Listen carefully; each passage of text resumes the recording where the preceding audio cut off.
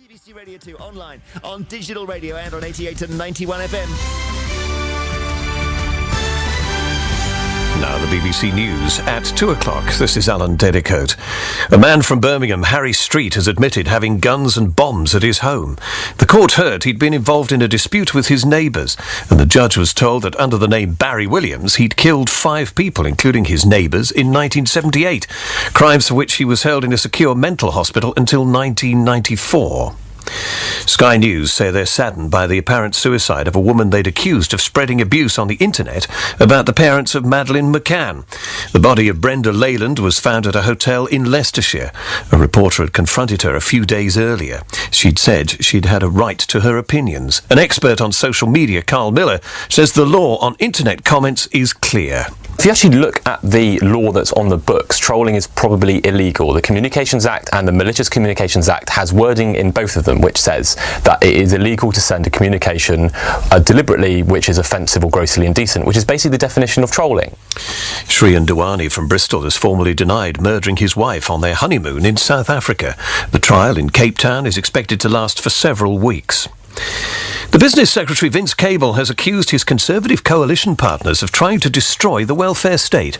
Mr Cable told the Liberal Democrat Party conference in Glasgow that Tory plans to cut spending by a further £25 billion after the next general election would do great harm to key services. Political staff say his onslaught underlines the determination of senior Lib Dems to distance themselves from the Conservatives. In his speech, Mr Cable said his party would be ready to raise taxes and borrow more. Key public services have already been cut to the bone, from legal aid, local government to policing and defence.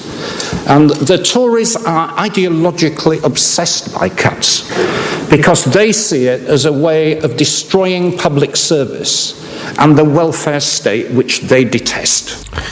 Virgin Atlantic is to close its short-haul service Little Red, which operates domestic flights within the UK.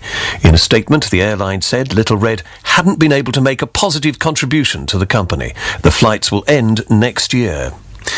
A law's come into force in Jersey, making the wearing of cycle helmets compulsory for children under the age of 14. It's the first time such a law has been brought in the British Isles. Lakshmi Gopal reports. From today, most young cyclists in Jersey will have to wear a cycle helmet while riding, or as a passenger in a trailer being pulled by a bike. Anyone caught without could face a £50 fine. The new law applies to all children under the age of 14, and there are already calls for it to be extended to all cyclists on the island, no matter what their age. Jersey is the first place in the British Isles to bring in a cycle helmet law, though other countries such as Australia have had similar legislation for many years. Lakshmi Gopal reporting, and that's the BBC News at 2 and next at 3.